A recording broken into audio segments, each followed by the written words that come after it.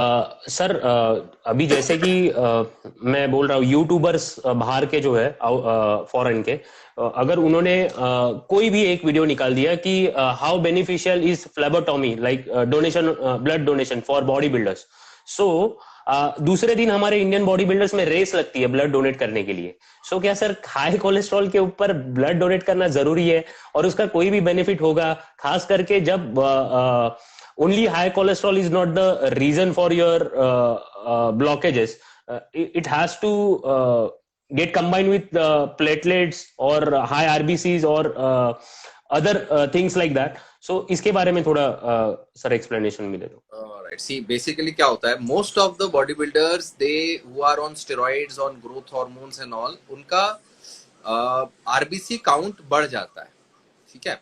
And if RBC count is above a certain range, एक certain level से ज्यादा है, तो क्लम्पिंग होने का चांस बढ़ जाता है, ब्लड क्लॉट्स बनने का रिस्क बढ़ जाता है। एंड आरबीसी काउंट और हीमोग्लोबिन अगर उनका बहुत ज्यादा है, सो ब्लड डोनेशन नहीं, उसको ब्लड लेटिंग हम कहते हैं, ब्लड वो डोनेट कर देते हैं, that acts as a treatment of it, that acts as a treatment. Because एक तरफ आप मसल ग्रो करवाना चाह रहे हैं, बट वो साइड इफेक्ट होते हुए आपके बॉडी के आरबीसीज भी ग्रो कर रहे हैं, कई लोगों के हार्ट के साइज ग्रो कर जाते हैं।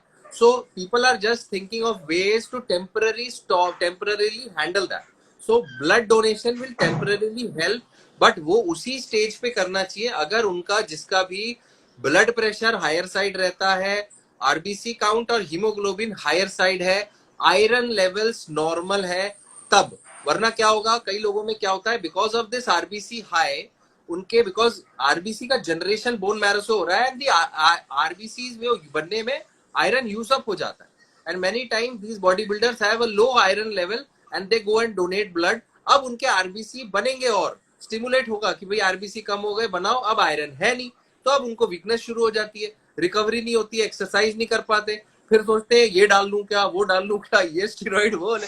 मतलब the solution of the problem is कहीं और कहीं और उनका रीजन हो जाता है।